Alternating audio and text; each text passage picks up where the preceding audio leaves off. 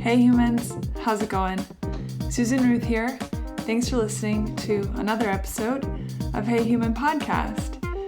Got a couple things to cover. First off, I just discovered that the donate button on my heyhumanpodcast.com page has been broken for 2 years. 2 years. I got an email today from someone who was trying to donate and on the support page, and they said, hey, it doesn't actually go anywhere. It just goes to PayPal and it's not actually linking to anything. So I went in and I redid the coding and it now works. So if you have tried in the past to help support Hey Human through the donate page, please try again. It works now, and I appreciate it. I can't believe it's 2 years. Is a very long time. Well, not quite 2 years. I guess it would be 2 years in July. A year and a half. But still, oh my goodness, what the heck. Speaking of supporting Hey Human, I want to remind everyone that I have the Amazon affiliate with Hey Human, and if you go to heyhumanpodcast.com, there is a Amazon portal that if you click on the Amazon portal and do your Amazon shopping as normal, it kicks back a small percentage toward Hey Human and helps support Hey Human functioning and running for y'all and for me. Reminder to rate and review Hey Human Podcast on all of your different podcast places. Some of you, it might mean on your apps, in the apps stores, within the apps themselves. And for some of you, it's iTunes. So it's great to rate and review on iTunes because it helps propagate it. But anywhere you can rate and review Hey Human, please do so. Greatly appreciate it. I'm on all the social media under Hey Human Podcast. I'm also under Susan Ruthism. And if you're into music, I said this last time, I'll say it again. I'm on iTunes under Susan Ruth, and you'll find a bunch of my albums on there as well. So every bit helps. I wanted to bring up, I saw a great movie this past weekend called 3 Billboards Outside Ebbing, Missouri. It's exceptional. Highly recommend it. I'm hearing great things about The Shape of Water. I'm going to go see that this weekend. And I did go see The Disaster Artist. It was so funny. I loved it. And also, if you haven't seen The Florida Project, it's exceptional as well. Those are my movie reviews. They have nothing to do with Hey Human Podcast, but what the heck? I figured I might as well say what I thought of those movies. And I'm reading a really good book called Homo Deus, which it's exceptional as well. I'm floored by how good this book is. It's by Yuval Noah Harari, Homo Deus, Homodeus. It's very, very good for you readers out there. Check it out. All right, this episode of Hey Human, I spoke with Seko over Skype. Delightful man. He is a port trucker, and he lives in the California. His ports are Los Angeles and Long Beach. What it means is he is a trucker who goes and picks up the goods. You know, they come into the ports. The truckers then pick up the goods in the containers, and then they take them off to like the box stores like the Walmarts and the Targets and that kind of thing. The reason why I wanted to talk with Seko is because he has been a mighty advocate and activist for trucker rights, because many of these port companies, these trucking companies, have horrifyingly poor practices with regards to labor practices, rights of the truckers, in some cases, just these sort of grand switcheroos on having them lease their trucks, and then just when they are about to pay off the truck, they get fired and the company keeps the truck and doesn't reimburse any of the money that the truckers have paid into the trucks. There's all sorts of stuff going on, health stuff, well-being stuff, long hour driving way past the legal limit. That is, I believe the states require 11 hours or less, and these trucking companies are pushing for workers to drive much longer hours to the detriment of their health and well-being and the safety, of course, of other people on the roads. As I said, Seko is an activist about this particular cause. He has gone so far as to go to Washington and speak with people on the Hill about this. And he tried in vain to get the mayors of both Los Angeles and Long Beach involved. And at the time we did this conversation, which was less than a month ago, he was up against a brick wall, basically. There was nothing happening in terms of the mayors of these two cities. As of today, I just read an article that due to the pressure from the Hill and from Seko and the Teamsters and all these different places, they're starting to, quote unquote, look into the unfair labor practices of some of these trucking companies. So a little bit of progress there. I encourage you to listen to this episode and let it sink in. I mean, stuff doesn't just show up in the stores. There are people bringing them to us to purchase. And those people are being treated horribly. And I also want to update that Costco and Goodyear caught wind of these unfair practices by the trucking companies and have canceled their partnerships with them. So kudos to those companies for making a stand on behalf of human rights. And I don't know if you can hear that, but clearly the neighbor's dog is also very upset. So sorry about all that barking in the background. Okay, thank you for listening to Hey Human podcast and for getting the word out. I really appreciate it. And here we go. Hi, Seko. How are you? Hey, I'm doing fine. Thank you for being on Hey Human. I really appreciate it. Yeah, no worries. My pleasure. So we were introduced from a mutual friend, Andrew Slack, and he sent me a bunch of links talking about what we're about to talk about. You are a trucker? Yes, I am. I work out of Los Angeles and Long Beach ports. Mm-hmm. I've been a port truck driver for over 4 years now. Okay. And did you come from somewhere else? You always been in Los Angeles? I've always been in Los Angeles, and Long Beach area. Okay, so why don't you, I guess the best way to start is at the very beginning. What we're about to talk about is really a very serious subject. What's going on? Okay, well, let me just give you a little history for myself. Like how I mentioned, I've been in the trucking industry for about 4 years. Mm-hmm. Prior to this, actually, trucking was not even something I ever looked forward to. Actually, I worked for an attorney service. Now, I got into this because one of my friends, mm-hmm. He told me that you can make an X amount of money. It was going to be good, but also not understanding that he was over the road. He was going from state to state. And anyways, I ended up being a port truck driver, and the dynamics from that was a lot different from what he was telling me. And so I got into the industry. I was very brand new to it. And when we first got into it,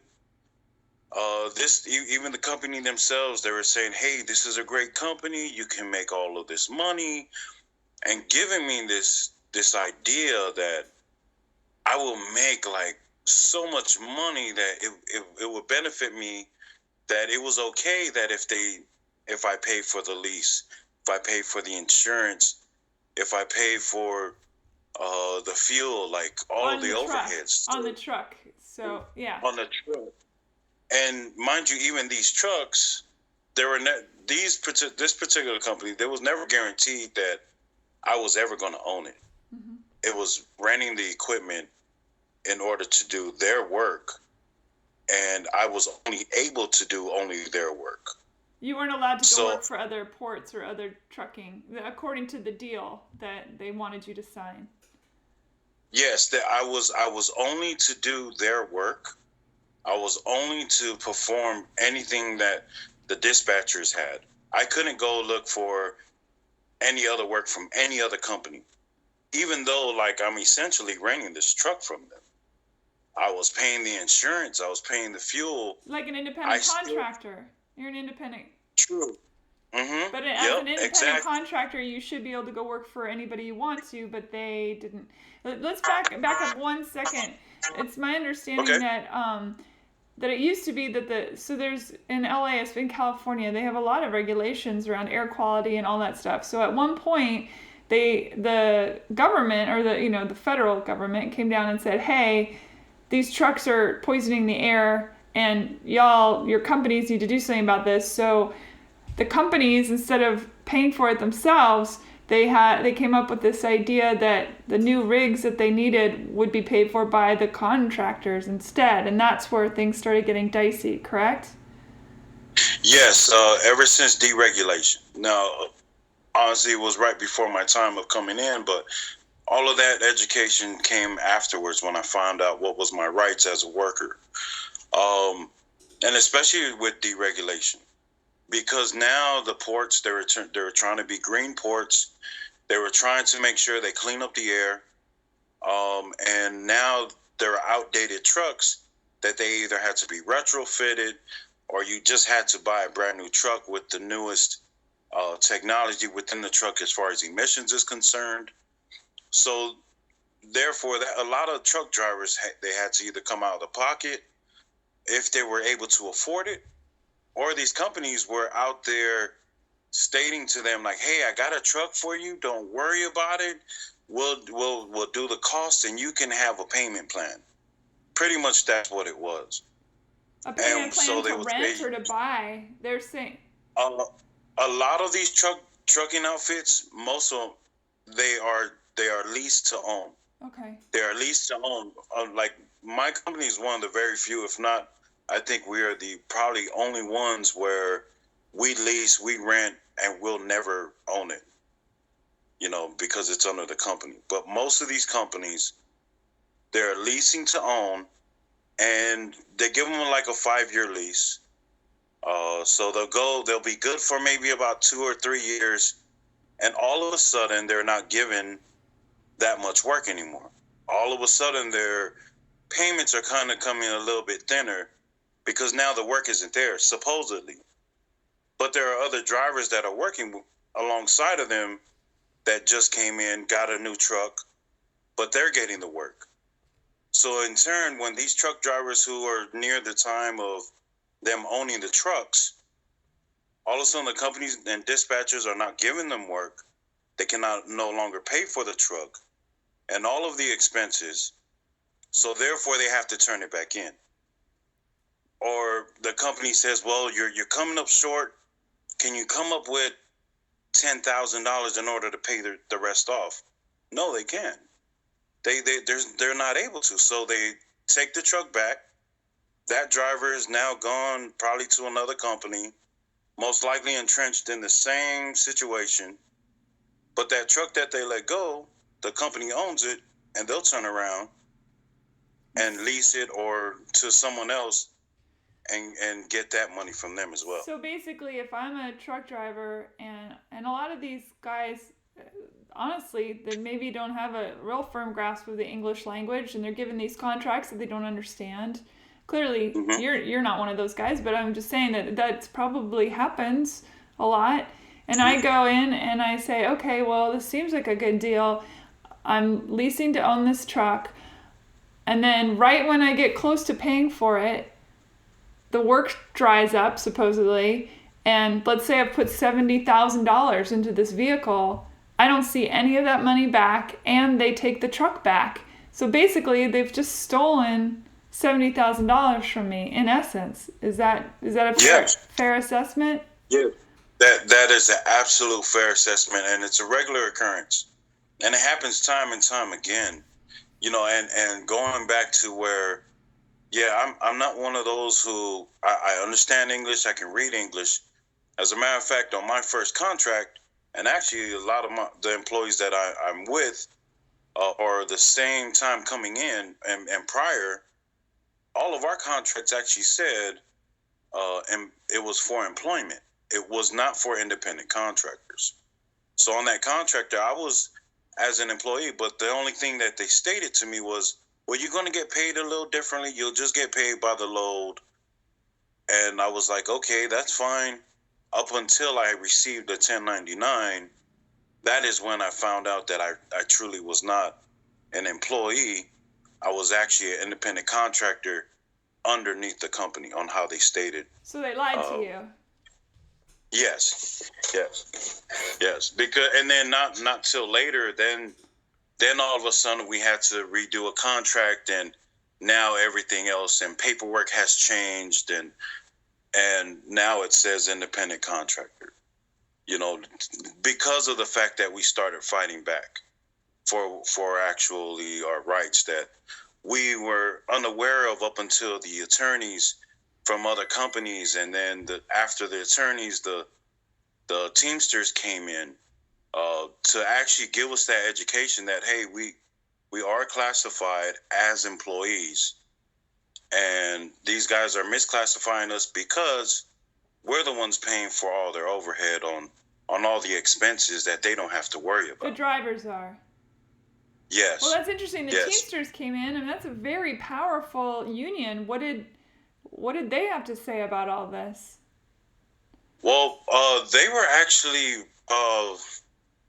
once we got a lawyer, once we got an attorney, and they came around, it was kind of a blessing on both ends, because they came to us asking, hey, how is it going here? How do you guys like it? And we had just got an attorney probably, gosh, I think I want to say 2 or 3 months. I'm not exactly sure, but it was very close right after, where we had an attorney. They were going to file class action, and our attorney found that we were employees. And these guys came around asking if we liked it, if we're okay with it. And the Teamsters did? The Teamsters. Once we had our discussion with them, they were fully on board. They had just finished with a company named Toll and a company named Shippers Transport with their lawsuit. They were going through unionizing that trucking outfit. So they came over, and they also reinforced what the attorneys had told us, that how we were employees. So that made it very convincing for us as drivers that, hey, look, we got an attorney that stated we're employees. We have the Teamsters, who we feel like are very knowledgeable about the industry, who are also reinforcing that. So how could we go wrong?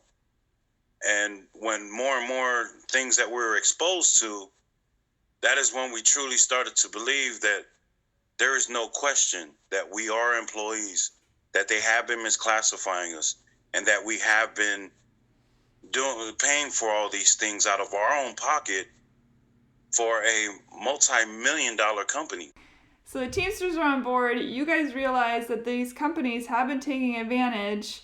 And from what I've read, it looks like some of you guys would be doing 20-hour shifts, and by law you're only supposed to do 11 hours, but you were trying to make more money because you have to pay this massive debt back that truly legally that shouldn't have even been a thing. And then on top of that, if you were sick or you missed a day of work, they would fire you, they'd take the truck. Like, all this stuff is just so insane.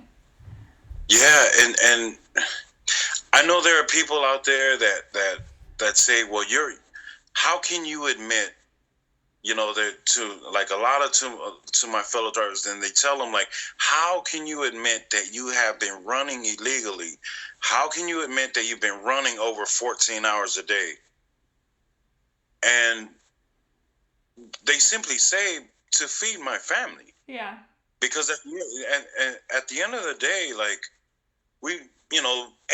anyone who's trying to be out there working hard, they want to make sure that they have food on the table for their family. Sure. Now, if it means that they have to do this and they have to go over their logs, then, wouldn't you want to make sure that you feed your son or daughter? And not only that, that is one side of it. But there is also another side where my fellow truck drivers, where they were forced to make sure that they pick up a particular load because the customer really wanted it. Like, they had to be out there on the road. I mean, fortunate for me, in some ways, it's good where for my company, they have two drivers. They actually have a day driver and a night driver. Now, the only reason being is so that we work 12 to 14 hours, and then there's another guy who comes in who drives it for another 12 to 14 hours. Which is illegal, so that by the way. Well, if I'm to pay a lease, wait, which part? It's illegal. From my understanding, it's illegal to have anyone driving for more than 11 hours because it's a safety concern. It's safety for the driver. It's safety for the other people on the road. But from what I understand, you guys are out there driving all day long, and you should be making upwards of $1,000. And then because you're quote unquote having to pay for wear and tear on vehicles that you don't even own, you're only making $35, and people are losing their homes and there's no medical. It's very twisted. Yes, and they kind of once you actually start this job, and it, in some ways, it's kind of a vicious cycle, because now you get into the industry, or you get in here at the ports. Because it's local work, a lot of people are hoping that they're going to be with their son or daughter or their wife, hoping that they would have more family time. But in essence, they're really not. A lot of these drivers come off over the road so they could spend more time with the family. But the way the companies are here, how we're misclassified, and how the work is in order to make sure we pay for the lease and all of the expenses, actually, even though they're closer in proximity, they're so much further away from their families, because every day they have to be out there and they're not spending time. Yeah, they're sleeping in their trucks and. Mm-hmm. Yeah. Even though their house could be maybe like 15 miles away, it's just more beneficial to sleep in the truck to make sure that when the terminals or the ports open, that they're able to be there, to make sure that they can have that money for their family.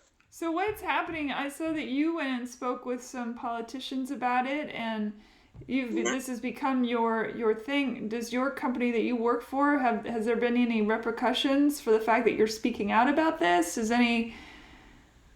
What's being done? Well, are the politicians listening to you? Addressing the politicians. Let's start locally. We have Mayor Garcia, which is the mayor for Long Beach, for the Long Beach terminals. And then we have Mayor Garcetti, which is for Los Angeles. Garcetti has not really stated whether or not he's for or against the port truck drivers. He just hasn't responded to anything. Now, as far as Mayor Garcia out of Long Beach, he has stated that he wants to be in conversation. He has publicly, kind of been there in order to figure out what can we do for the future. Recently at a Port Harbor Commission where Los Angeles and Long Beach was there combined, through Long Beach and Robert Garcia's staff, they also brought that up, was the issue of truck drivers. So for that mayor, he's at least acknowledging it. But at the end of the day, both Mayor Garcia and Garcetti, because of the contracts that they have with companies, that companies have to abide by local, state, and federal law. And they are able to tell those companies, whoever are breaking the law, that they are not able to go into the ports. Because working or doing business at a port is a privilege. And Mayor Garcia and Garcetti have the power of taking that privilege away from these companies.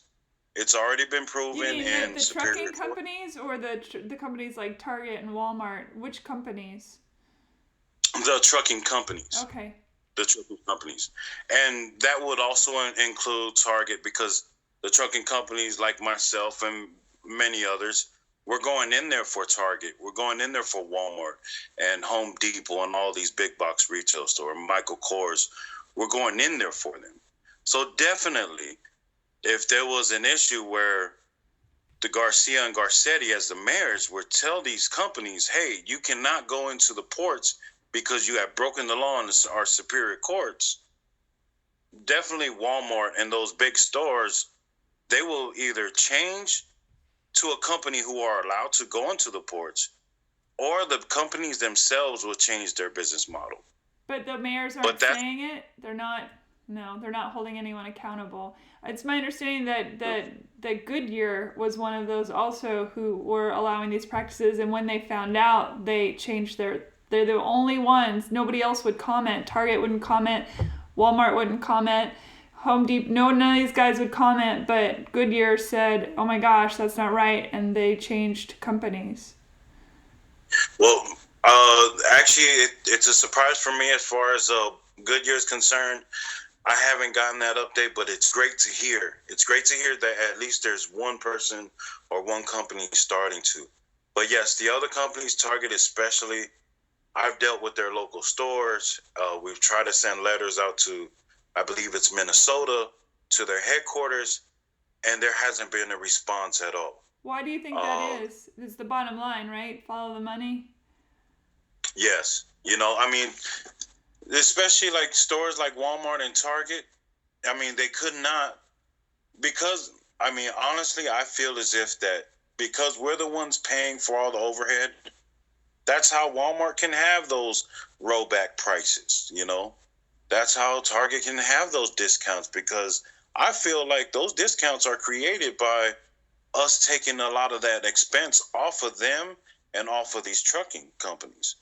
So they don't have to pay as much, so that's kind of what upsets me too. And I don't mean to go off on tangent, but it's kind of hard too, because even like Thanksgiving was yesterday. Like, where am I supposed to go shop at? I don't have a farm. I can't produce my own, food. And I'm walking into the same stores that are doing this to me, Yeah. And, it's like, where are we supposed to go? If I were to do something in my house, like I'm going to Home Depot, if, Walmart, like there's nowhere I could turn where the ports and the truck drivers and the warehouse workers have not touched their hands on these products. But yet Target, Walmart, Michael Kors, Amazon, and the list goes on, they know, but they don't want to do anything. The mayors know, and they're not doing anything. And yet, especially with the mayors, they have all the power within their hand to make this happen today. They should have made this happen yesterday, but they choose not to. Do you think they're being given lobby money? They're getting paid to not do it by the port. So it's the port gets the goods from China or wherever. The port gets the goods, and they sit in those big metal boxes, and then truckers come in, independent truckers or contracted or truckers that work for a particular company come in. They get all those supplies, and then they take them to the warehouses, to the Walmarts and the Targets and all this stuff. And if you guys just stopped doing that, would there be scabs that step in? I don't know if that's probably a bad word to use, but that's what I remember from back in the day. Isn't that what they call people that cross picket lines? That being said, I mean, if you guys all said no more, we're not going to do this until this gets fixed, there'd just be another line of people that are trying to feed their families that would step up. Yes, and yes, I mean, there are scabs. It's still called scabs. They are? So. Okay, I didn't know. I was like, gosh, I hope that's not like a bad word. I don't even know. But, I mean, if we were able to, if we were able to stop, there would be probably another line of people to come in and take those jobs over. But that happens in any industry or any protesting. But if we were all able to at least just support truck drivers to really protest like that, there wouldn't be enough truck drivers to fill all the locations. But that has been real difficult because for myself, I'm married, but fortunate I don't have any kids, to where it kind of gives me a little bit more time, a little bit more leeway as far as being fully involved. Where there are other fellow truck drivers, they wish they could, but it's hard. They don't know what to do because it's either go on strike or how do they pay their bills for their home? Are the Teamsters suggesting you strike? Or are they trying to... I mean, I think of the Teamsters being so powerful. How are they not going in and saying to these trucking companies, this is not only unethical, but it's, it's also illegal? Because a lot of times things in business are unethical, but it doesn't cross the line into illegal. But this is illegal. Yeah. Well, when it comes to the Teamsters, what I have seen is that they will give you advice. They will give you the full support. But that, for us in particular, like, they talk to my fellow drivers and us at our company. Our company is called Intermodal Bridge Transport. But they come and talk to us, hey, we would like to strike. How do you guys feel? As much as supportive as they are, as much as resources, whatever that they will try to help out with us, this is still our movement, and they give us the right, or they give us the privilege to actually voice our opinion. They've never came in to like say, hey, you have to strike this day or whatever. They do tell us, hey, if you guys like to strike, these other companies want to strike. Do you guys want to get on board? There was actually one time where we're really debating whether or not we wanted to strike or not, because we felt like our company has changed in a little bit. But we decided to strike anyways to show solidarity for the other companies, the other warehouse workers, for the guys who are actually fighting in our struggle. We spoke to them, and they were the ones who inspired us to strike. As far as the Teamsters, they're there strategically to let us know how it is as far as legislative laws, politicians, but also in the business aspect on what we deserve. So thankful to the Teamsters for that.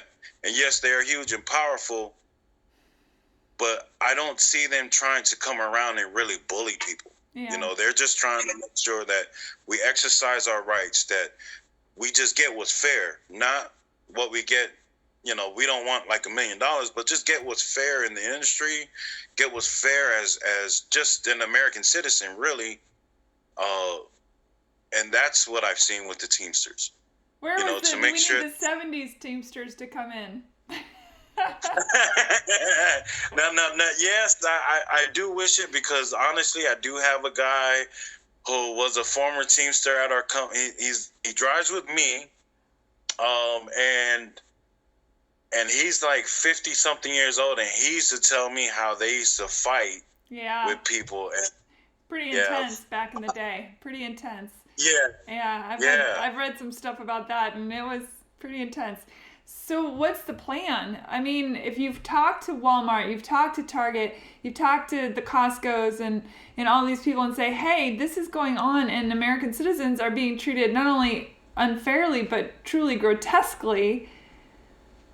And they're not doing anything. In fact, they refuse comments. All the articles I read, they just refuse comment, which is, I mean, they're culpable as far as I'm concerned as well. And then, I mean, what do you do? If the mayors aren't listening to you, then do you go up the next step and go talk to Congress, the Senate? I mean, where do you go? I don't know. Who do you talk to? And we have gone we started from the Port Harbor Commissions. We went down to City Hall, LA, and Long Beach. We've actually just recently, we went to Washington, D.C. There was me and I believe five other truck drivers. So there was like 5 or 6 of us total. And we all taken our story out to Washington, D.C. We have sat down with, I can't remember the name for the congressman for Oregon.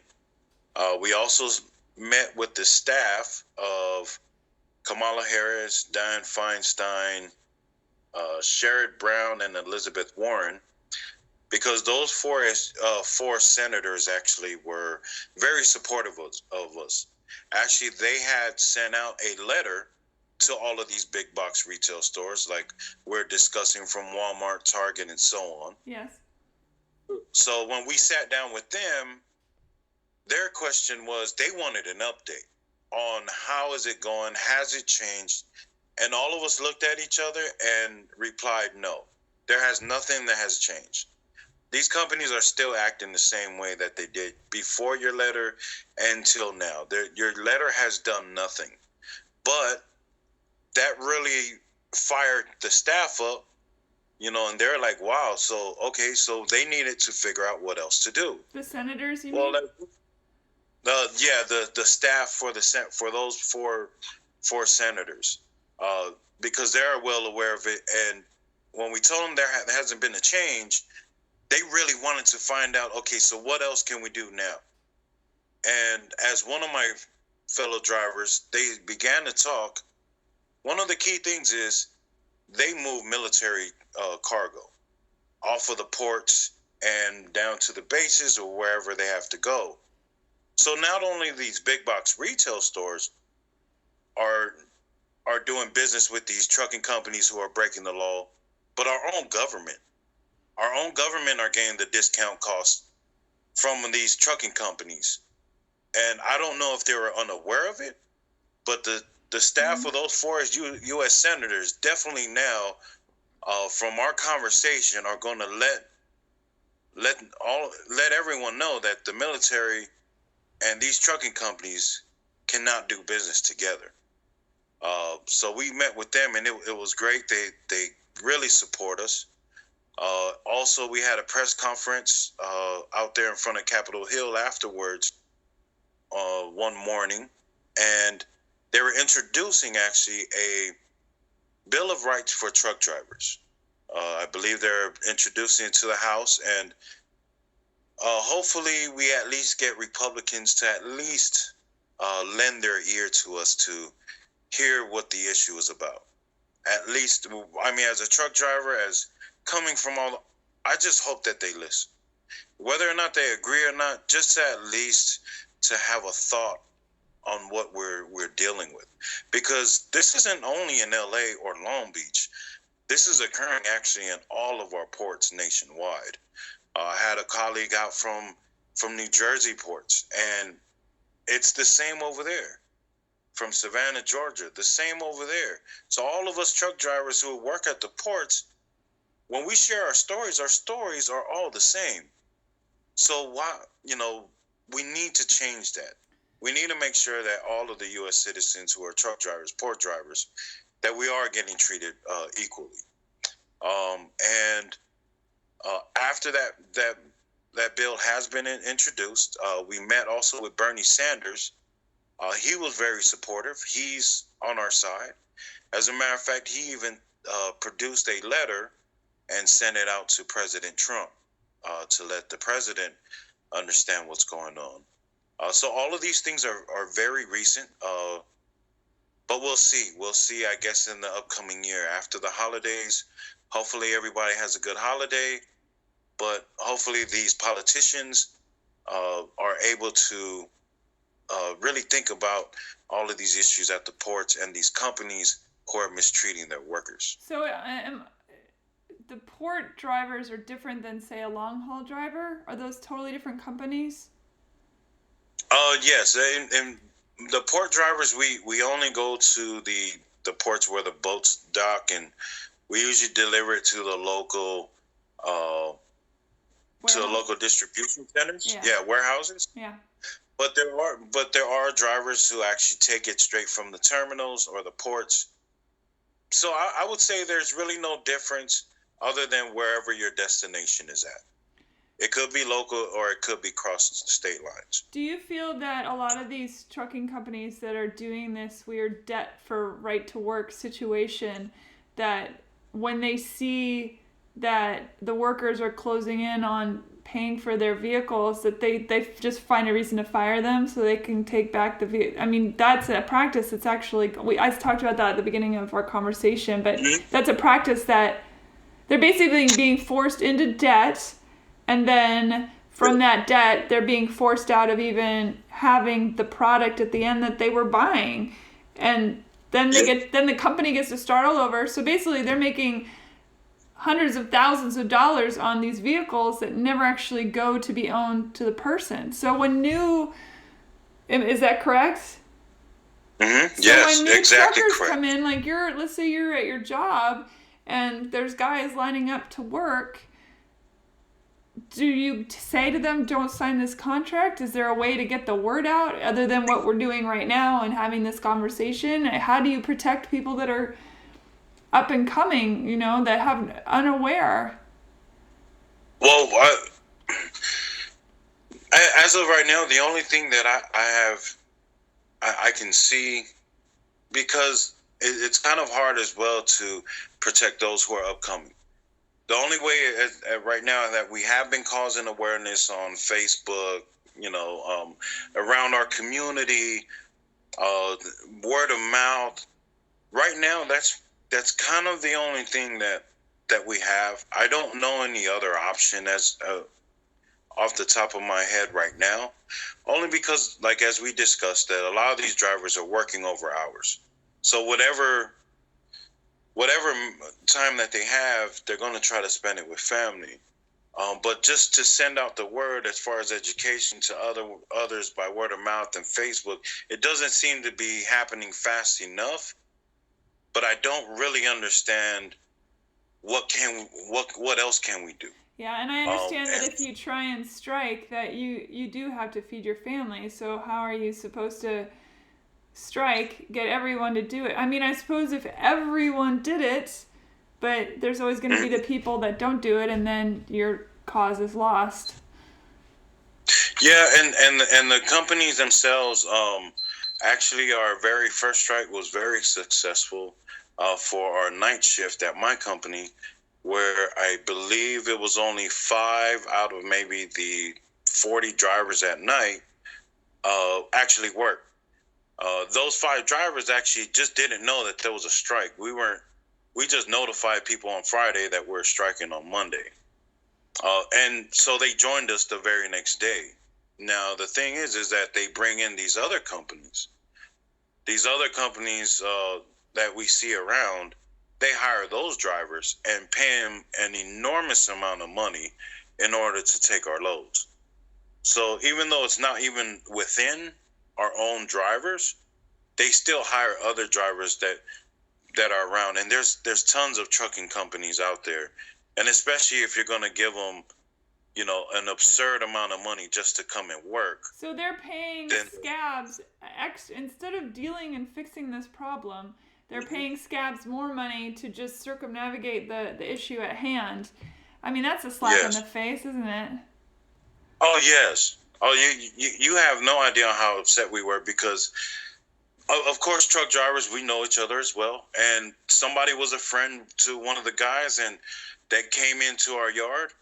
He worked for a different company, and he told him, well, your company is paying me $500 for this shift today in order to do our loads. So the company is willing to spend all this money just for today because instead of helping us out throughout, for our payment. Yeah, for our career, They think it's going to be cheaper that way, but yeah, $500 to somebody just to come and do this, where even for us, there was no way they would do that. We asked for raises. I mean, these guys even lowered our rate at one time without even notifying any of the drivers. The port people did? Well, the company. The trucking company, yeah. Yeah, sorry. It's just something that came to my mind. No, you're fine. Over everywhere, but yeah, the company, they have absolute control over our work, and they have absolute control over how much we're getting paid. And there was a time when fuel prices went down, and so we're just working. And all of a sudden, guys were like, man, I feel as if my check is a little bit lighter than it should be. It should have been a little bit more. Well, we all started checking, and come to find out, the company had lowered our rates because the fuel prices went down. And we figured, okay, that's fine, but at least you should have notified us. I mean, if we're independent contractors, supposedly, then you should have told us that. But you're not independent contractors. That's the thing that's so awful. They keep acting as if you are, but you're not. Yes. So they changed it without telling us because it didn't matter to them. But now the strange thing is, especially right now, since or there was a price hike in fuel, when it went up, they didn't raise our rates at all. And right now the fuel is going higher, and so we're wondering, is it going to rise? It should rise if it went down. But these are the tricks that these companies do. Whatever pleases them, whatever makes a bigger profit for them. The truck drivers, we're disposable. We come and go as they look at it. That's how we feel. Like they don't really care about us. We're just, when we had our press conference, I pulled out like a piece of gum because that's how I think these companies really think about us. They really do chew us up. And then when the flavor is gone, they dispose of us and throw us in the trash and pop in another gum. And, like even for the restrooms, we have porta potties. We can't even have running water. I mean, they keep us outside. We really can't go in the office. We have to have permission. So they really do treat us as if, we're, like the guys at Home Depot that are looking for work, they stand outside of Home Depot. That's how they have us. We have to line up, whoever for work, we have to line up and they tell us whether or not we have work or not. It's. So here's why stay? Can you do other stuff? Do you feel like now it's your mission to make this change, so you're staying so that you can make a change? Yes. I'm definitely staying because I couldn't. I really couldn't. I mean, it was a long discussion with my wife as far as whether or not I would be willing to sacrifice this, because I have that question all the time.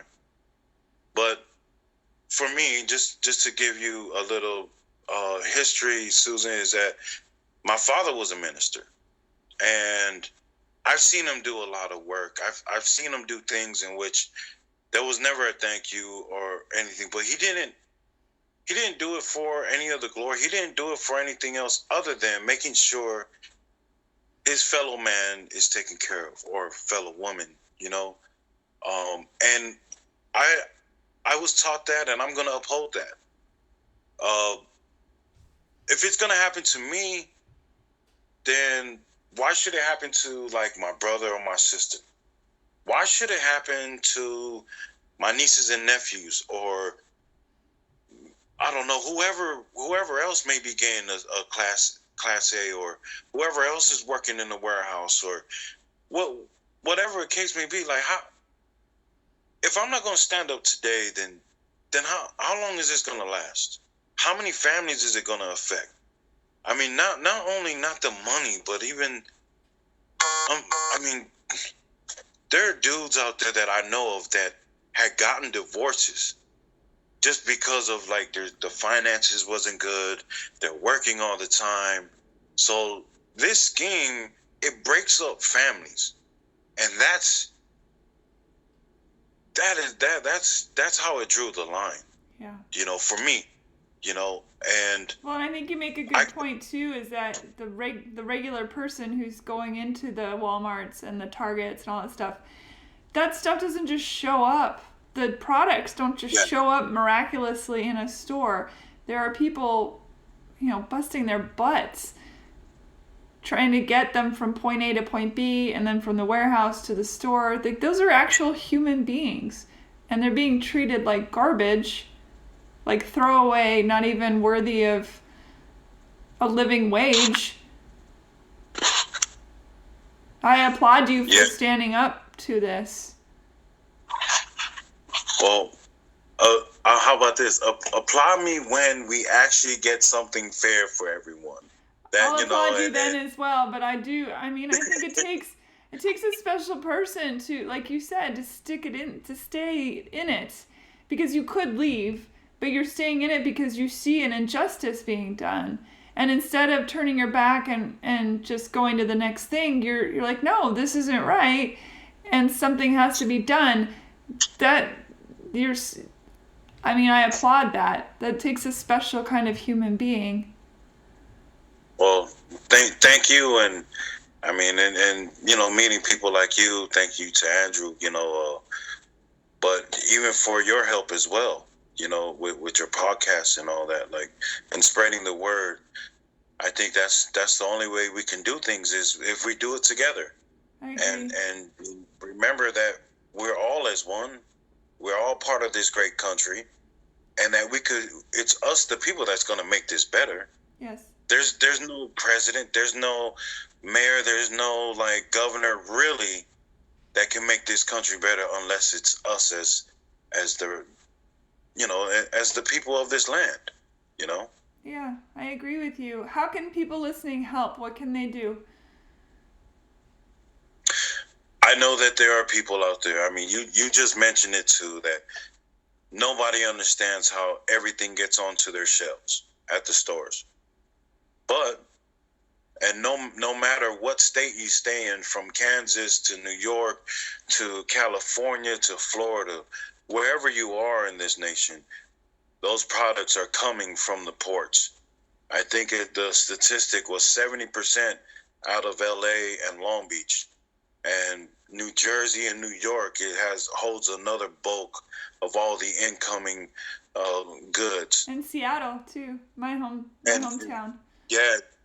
Oh, Seattle. That's right. Yeah. That's right. That's where I'm from. I live in Nashville, but I'm from Seattle, so. Oh, okay. Where it rains every day. That's what we tell people. My message out there to everyone is you can call, make a phone call to Los Angeles Mayor Garcetti, make a phone call to Long Beach Mayor Garcia. You can write to those mayors. You can, and if you like, because there are also truck drivers and warehouse workers within their own state, to even bring up their own local officials to make sure that they're understanding and they see that if in their own state the truckers and warehouse workers and all of the industries, service industries, are all treated fairly, then at least bring them the word to it. And what I mean is, write a letter to them. The local council member meetings, attend, speak your mind. Let them know that there are issues with truck drivers and warehouse workers. Because even though you're in Kansas, there's a truck driver or warehouse worker that's probably treated unfairly as well. Yeah. So that, a lot of people who are out of California think there's nothing that they can do. Well, with social media, go to the Teamster page, like and share, whatever you like, or listen to Susan's podcast, anything out there to bring awareness to this campaign. That's how you can contribute. That's how you can make actually changes. Write to your local, city mayor, congressman within your own state, as well as California and New York and New Jersey. Yeah. So we can all be a part of all this. I think the biggest message too is, for anyone listening, is appreciate the fact that this stuff doesn't just miraculously appear. Understand that there is a human being behind every single thing in your home, every single thing you hold in your hand. And it's important that those people be treated with respect and care and be paid a living, wage, and to be treated with respect. Yes. It's an extraordinarily important thing to get out there. And I don't think people mean to not remember that. I think it's just we go through our day and, you just don't think about stuff like that. So this is my call to action to anyone listening, is that understand that everything you have is brought to you by someone else. It's made by someone else. It's put in the store by someone else. We all have value, every single one of us. From the top tier to the person that you may even, to the homeless guy. Everybody has value. Yes. Thank you. Thank Thanks, you for Susan. being on Hey Human, Seko, and we'll try and get your message out as far and as wide as humanly possible. Don't stop fighting. Don't stop yelling. I won't. I definitely won't. You don't yell, but you know what I mean. Yeah, I definitely will not stop fighting, because, even if it's outside of my own industry, I think it's just something I fell into, where I'm gonna be a fighter for anyone and everyone that are my brothers and sisters here on earth, here in America. All right, so I looked up the phone number for Mayor Eric Garcetti, the city of Los Angeles. The phone number is 213-978-0600. The email is mayor.garcetti, which is GARCETTI @lacity.org. And I'll have that information on the website, heyhumanpodcast.com. For the mayor of Long Beach, that is the office of the mayor, it is... Okay, so for the mayor of Long Beach, Mayor Robert Garcia, the phone number is 562-570-6801, and his email is mayor@longbeach.gov, which is GOV. And the website for this is www.longbeach.gov/mayor/contact. But if you just go to longbeach.gov, it'll be on there. I encourage any of you listening in California to contact these two gentlemen, these two mayors, Mayor Garcetti and Mayor Garcia, about this issue. And as Seko said, honestly, any one of the states, everybody gets stuff. So, look up to see who the person is in your state, senator, Congress, all that, and contact them. Because you know what? If it were you, you'd want somebody to do it for you, I believe. We are all in this together. That's what being a human being is. It's protecting those who need our protection, help. It's a lot of things, but that's a big part of what it is. I'm going to have links, like I said, and phone numbers on heyhumanpodcast.com. So if you're driving right now and you can't pull over and write it down or whatever, just know you can go to heyhumanpodcast.com and get that information. And I encourage you to do so. I wish you all the luck and good. Let's hope that the powers that be hear this. Yes. Well, thank you very much, Susan. Thank you. And thank you for being on Hey Human.